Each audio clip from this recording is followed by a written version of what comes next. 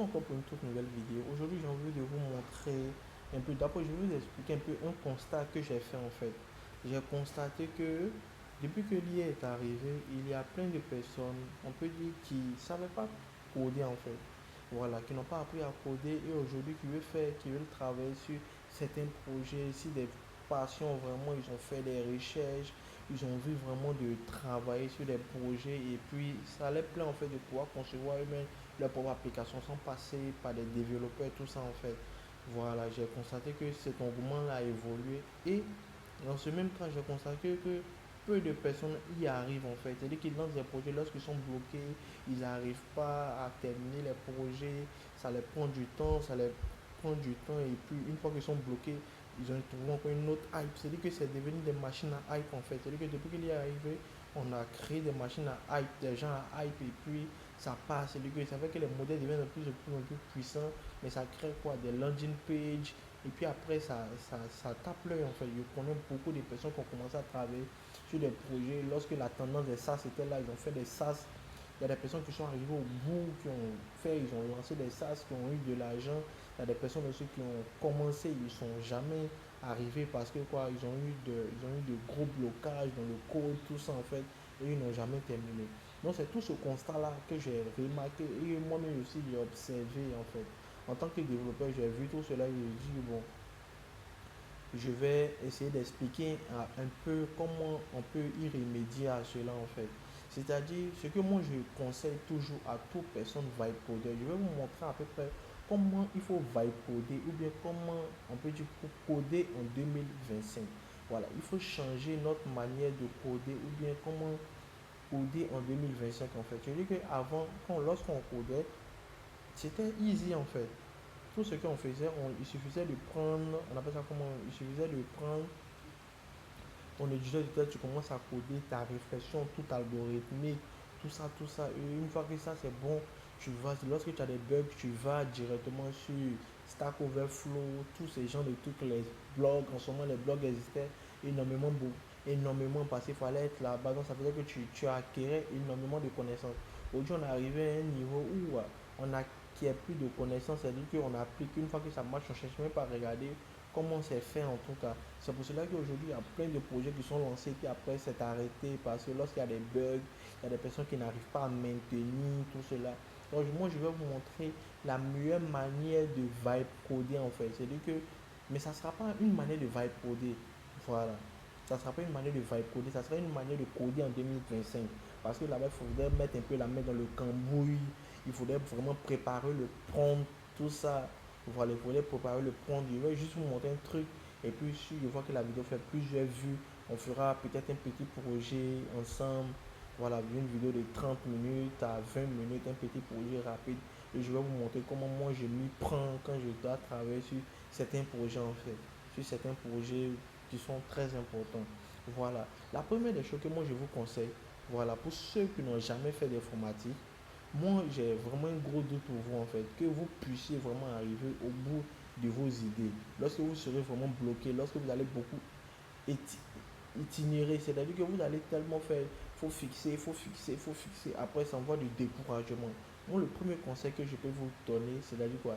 C'est-à-dire au moins apprendre l'algorithme, c'est-à-dire que vous apprenez l'algo et après, vous essayez soit d'apprendre React, HTML, CSS, mais vite fait en fait. C'est-à-dire que vous essayez un peu de comprendre les bases. C'est-à-dire que puisque à l'IA aujourd'hui, vous pouvez essayer de comprendre les bases. Pourquoi je vous le dis en fait? Je vous le dis parce que ça va vous éviter énormément de choses en fait. Moi je dis depuis que l'IA est arrivé, moi je ne maîtrise pas tout ce qui est langage Nest.js, voilà Nest, ces gens de nouveaux langages qui sont sortis, qui sont basés vraiment sur les histoires de hype. Moi je suis quelqu'un, je fais beaucoup du Laravel, du PHP et puis un peu de React. Je continue de faire en fait. Ça fait que lorsqu'il y a des blocages, c'est lui que je suis toujours motivé à pouvoir débloquer et puis l'IA va m'aider à débloquer pour apprendre, pour acquérir des connaissances en fait. Parce que lorsque j'ai remarqué, lorsque je fais un nouveau langage, je fais par exemple aujourd'hui, je dis bon, je vais faire peut-être quoi. Bon, je fais un peu de Python vite fait, mais je dis par exemple, je vais faire peut-être Next.js. Souvent, ça m'est arrivé, je dis bon, comme tout le monde parle de Next.js, je vais voir un peu. Il a compris que la syntaxe déjà me fatiguait. Donc, lorsque l'IA n'arrivait pas à débugger le projet sur lequel je travaille, je passais à autre chose en fait. Je trouvais que cela compliqué, il n'y arrive pas à bloquer. Je vais je vais tellement essayer de corriger parce que je vais expliquer, parce que je fais un peu d'informatique, essayer de regarder, essayer de comprendre un peu dans le code. Je vois que ça me fait énormément de temps. Quand c'est un langage que je comprends, je vois lorsqu'il y a telle erreur, je sais où aller chercher, je sais tel dossier, tel fichier, aller regarder les logs, tout ça en fait. C'est-à-dire que je passe moins de temps à chercher, je trouve facilement à débugger rapidement que de passer tout mon temps à chercher à corriger un bug et puis ça va devenir tout. Donc ce que moi je peux vous conseiller déjà, essayez d'apprendre au moins le minimum de langage en fait. Essayez d'apprendre un peu le minimum de langage, essayez de comprendre, essayez de faire certains exercices sur le langage. Au bout de quoi, une semaine maxi en fait. C'est-à-dire que le but c'est pas de rentrer vraiment en profondeur. Vous essayez juste de comprendre vite fait en fait. Vous essayez de comprendre un peu le principe des algorithmes voilà, dans ce langage. JavaScript, HTML, CSS, si c'est du PHP, vous voulez pas faire, ou bien c'est du Nest.js, vous apprenez vite fait. Maintenant, vous devez être vraiment motivé, vous devez avoir vraiment un projet qui va résoudre vraiment un énorme problème. Peut-être ça aussi, ça va aussi vous pousser et vraiment vous motiver à pouvoir y aller en fait. Voilà, pouvoir y aller. Maintenant, ça, ce sont on peut dire ces deux étapes que j'ai données. C'est-à-dire que essayer d'apprendre au moins le langage dans lequel vous allez faire. Et puis, on appelle ça comment même. Wow. Faites le langage dans lequel vous allez programmer, là, essayez d'avoir des bases dedans. Voilà. Et puis, deuxième étape, ça sera essayer d'être un peu motivé. Essayez de trouver des idées qui résolvent vraiment un problème. Voilà, essayez de trouver des idées qui vont résoudre d'abord un problème d'abord avant de commencer. Maintenant, la troisième étape, même qui est la plus importante, c'est-à-dire que ça, mais c'est la base même du verbe coding. C'est-à-dire que lorsque vous travaillez, si vous ne voulez pas que l'IA après casse votre code, si vous ne voulez pas qu'après l'IA, c'est-à-dire que vous avez fait aujourd'hui, vous avez commencé et après vous avez vu que tout est mélangé, tout est ambigu, vous ne comprenez pas trop ce qui se passe, vous n'arrivez pas à vraiment élaborer. Au fait, vous êtes paniqué en fait. C'est-à-dire que vous avez peut-être eu un joli design depuis le début et puis après c'est cassé. Voilà, c'est parce que vous n'avez pas ce qu'on appelle le plan de travail. Il faut savoir que nous, lorsqu'on faisait des cours, c'est qu'il y a ce qu'on appelle, il y a ce qu'on appelle la méthode Mérise. La méthode Mérise qui consiste à faire quoi? C'est-à-dire que tu as listé tes tables, tu as listé, tu as fait ton dictionnaire de données, tu as fait tous ces éléments en fait. C'est-à-dire que tous ces éléments seront là. Tous ces éléments seront là avant de pouvoir vraiment commencer, c'est-à-dire que avant de pouvoir vraiment développer. Voilà, parce que actuellement, ce que je constate, c'est que vous avez juste, vous avez juste un petit élément sur le test. Je veux créer une application de gestion de stock. Voilà, c'est là que vous arrêtez. Non, c'est pas ça. Vous ne devez pas vous arrêter là en fait. Voilà, la programmation, c'est pas un truc, c'est pas un métier vite fait. Vas-y en fait, voilà, c'est toute une conception, c'est toute une science, voilà. On peut dire que c'est tout un algorithme, c'est toutes des méthodes d'analyse, c'est toutes des méthodes, c'est des méthodes, c'est une science en fait. Donc ce que vous devez pouvoir le faire d'abord, c'est que vous devez avoir un plan, c'est-à-dire que vous avez votre prompt. Voilà, par exemple, je vais ouvrir peut-être une note ici, je prends exemple sur note, et je veux créer une application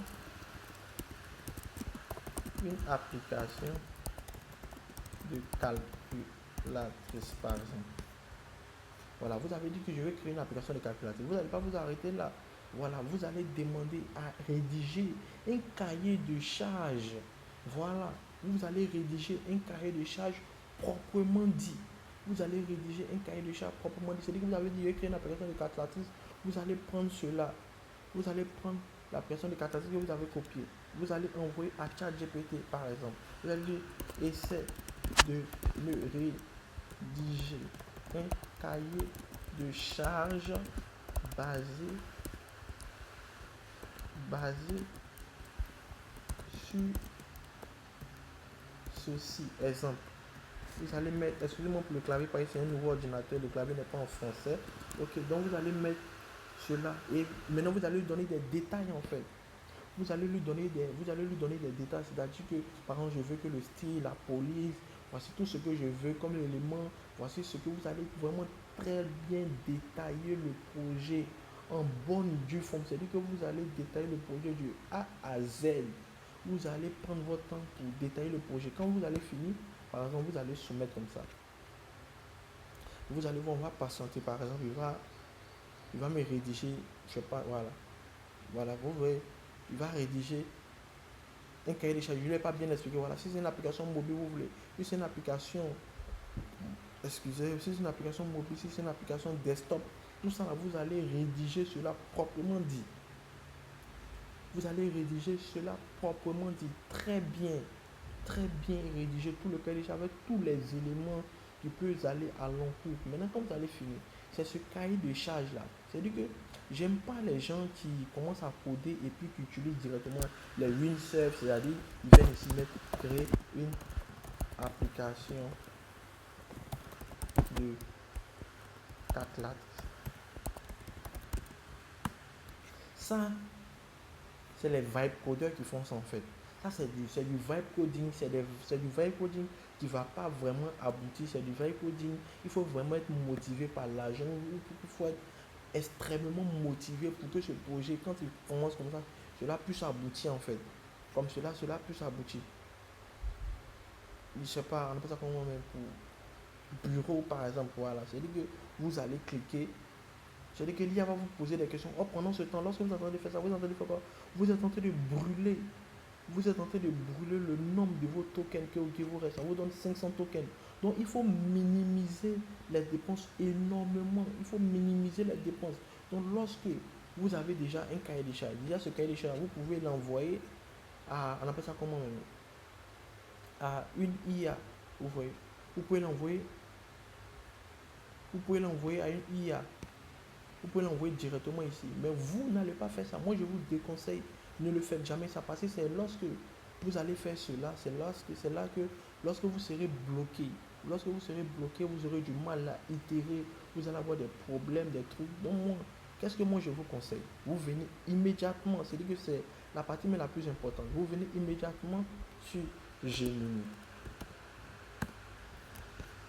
Voilà.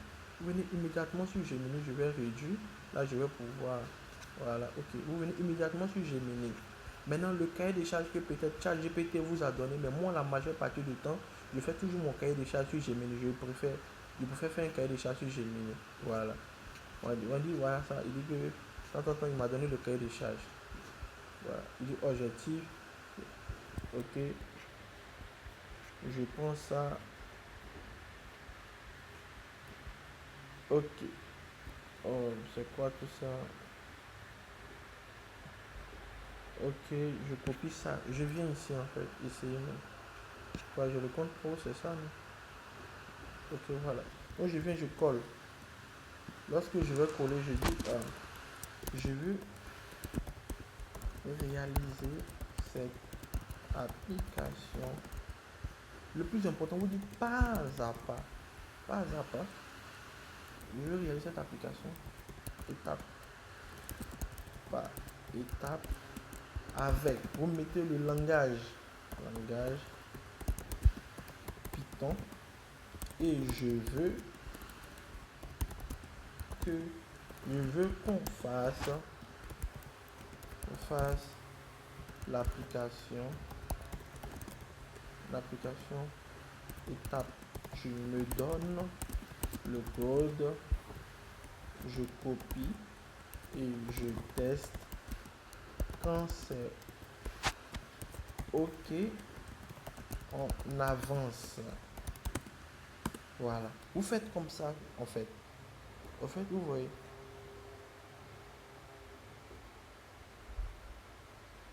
Voilà. Une fois que bon, je viens ici. Voilà. Une fois que vous avez fait cette méthode de la manière que je vais vous montrer avec Gemini, vous savez que quand Gemini va réfléchir, il va dire bon ok, il va créer ce qu'on appelle un plan de développement. Il va créer un plan de développement, il va vous dire ok, on va faire telle étape, après on finit, lorsque tu mets le code, lorsque tu copies, tu copies, tu mets. Lorsque c'est ok, c'est bon. Lorsque tu as des bugs, c'est lorsque maintenant que tu as des bugs, que maintenant que maintenant tu vas utiliser.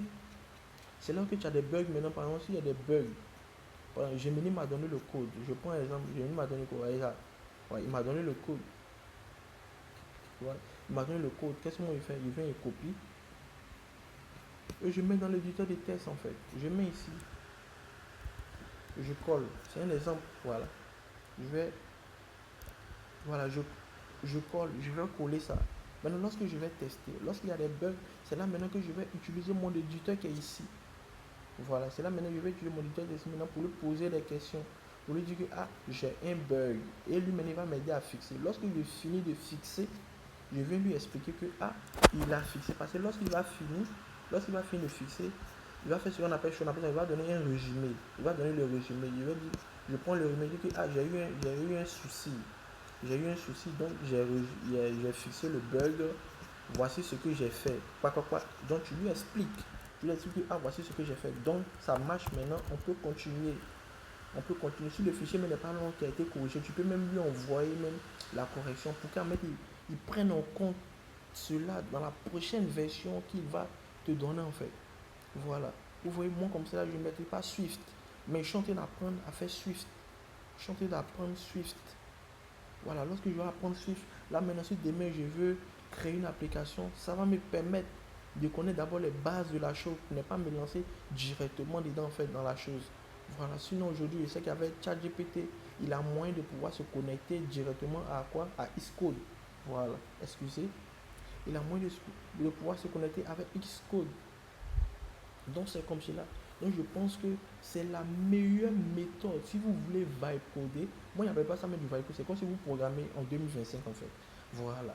C'est comme si vous allez devenir des programmeurs. Avec cette méthode, et vous allez acquérir des connaissances. Vous n'êtes pas obligé à chaque fois de regarder dans le code qui va fournir.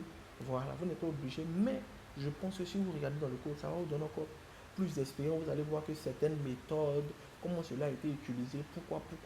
Mais avec cette méthode que je vous ai montrée, cela vous permettra d'aller plus loin dans vos projets et encore ça va vous permettre encore de pouvoir vous améliorer et de pouvoir vraiment comprendre ce qui se passe. Ça fait que demain, lorsque votre SaaS que vous avez conçu, vous serez prêt à passer à quelqu'un, vous pouvez lui céder les trucs, vous dire ah, voici ça, maintenant je passe à autre chose en fait. C'est comme cela qu'on fonctionne. C'est comme cela. Si vous voulez, un jour on va faire, si la vidéo fait énormément de vues, si plusieurs personnes regardent, on fera une vidéo pour expliquer aux gens comment on va coder, comment créer une application et arriver jusqu'au bout. Voilà, c'est comme cela. Donc n'oubliez pas de vous abonner et de vraiment économiser vos tokens. Économiser vos tokens parce que ça coûte énormément cher. On vous donne 500 requêtes. Il faut que vous les optimisez au maximum. Voilà. Il faut que vous les optimisez au maximum. Et on se dit encore à très bientôt pour une prochaine vidéo. Ciao.